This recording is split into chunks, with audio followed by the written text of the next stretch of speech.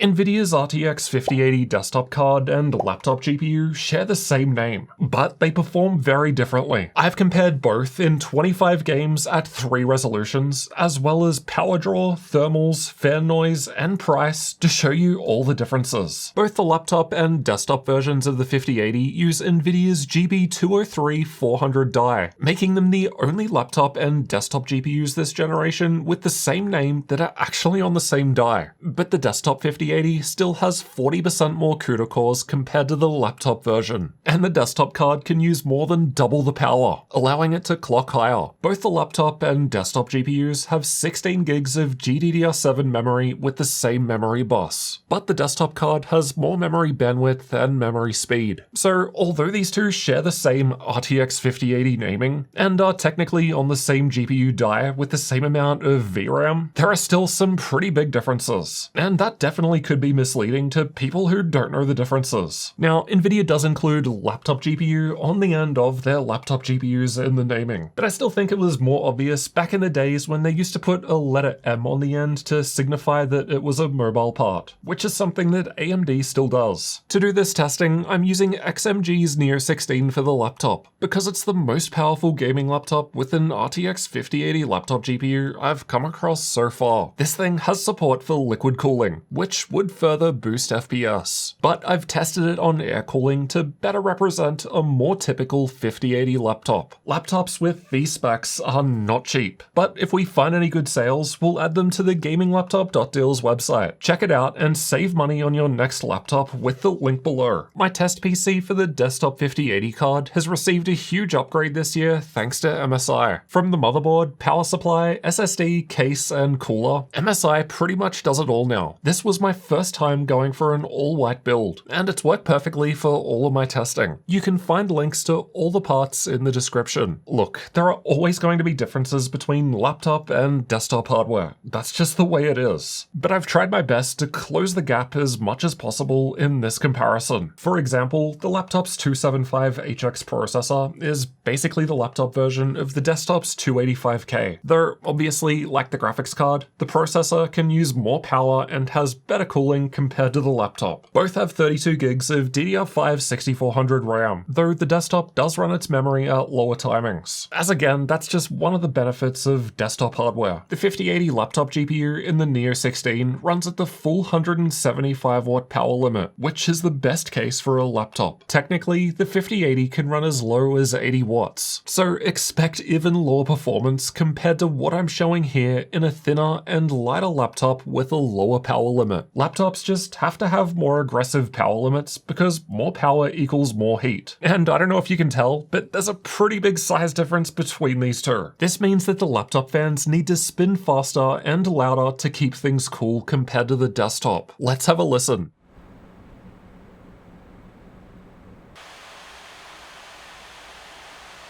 The desktop, shown in purple here, is running quieter despite the fact that it's using anywhere between 70 and 90% more power at the wall in 3 different games. The laptop GPU in red was running warmer than the desktop, despite the desktop using all that extra power. Laptops simply don't have as much space for cooling. The extra power allows the desktop GPU in purple to clock higher in games compared to the laptop version, but the laptop actually ends up more power efficient in terms of performance per watt. The desktop 5080 does hit higher FPS, as you'll see next in the 25 game comparison, but at the expense of more power. Alright, let's get into the games, starting with Cyberpunk 2077. The laptop 5080 is definitely offering playable frame rates at 1080p and 1440p, but it's starting to struggle at 4K, though some DLSS would help with that. At 1440p, the desktop card was reaching a 58% higher average FPS than the laptop, so quite a big difference for 2 parts with the same name. The laptop gets closer to 60 FPS at 4K once we use DLSS, despite now also enabling ray tracing. But the desktop card now had an even larger 67% lead. In fact, the dips in performance shown by the 1% lows on the desktop were higher than the average FPS coming out of the laptop at all 3 resolutions, which is just a technical way of saying these GPUs with the same name are nowhere near equivalent. But some games like like Baldur's Gate 3 don't seem to care about the GPU difference as much as others. We're probably looking at the CPU difference here, which would explain why the desktop was only 11% ahead of the laptop at 1080p and 1440p, but then over 50% ahead at 4K where the GPUs get more work. Alan Wake 2 on the other hand barely made 60 FPS at 4K on the desktop, at least without upscaling, putting it 60% ahead of the laptop. A massive difference. Performance improves with ray tracing plus upscaling, making the laptop more usable at 4K, but the desktop was still 56% faster. Regardless, it's still impressive that this heavy game is running so well on the smaller laptop at 1440p, which is closer to the QHD Plus resolution that's become standard in high-end gaming laptops. Meanwhile, Forza Horizon 5 had one of the smallest differences out of all 25 games tested at 4K, with the desktop just 34% ahead of the laptop. I say just as if it's nothing. To be clear, it is a massive gap between two products that share the 5080 naming. It's just that the gap is much bigger in most other games, like Red Dead Redemption 2, which had the biggest difference seen out of all 25 games tested at 4K, with the desktop 5080 reaching a 76% higher average frame rate compared to the laptop 5080, though the laptop was still hitting a usable 60 plus FPS at 4K ultra settings without upscaling. Instead of wasting your time individually talking through the rest of the 20 games tested, I'm just going to quickly skip through the rest of the results on screen now, so feel free to pause the video if you want to take a closer look at any specific game. The reason I test so many games is so that we can get a much more accurate average result from a wider selection of games, which allows us to draw a better conclusion. In other words, more data equals more better. Let's take a look at the average differences next. On average, over all 25 games tested, at 1080p, the RTX 5080 desktop GPU was 32% faster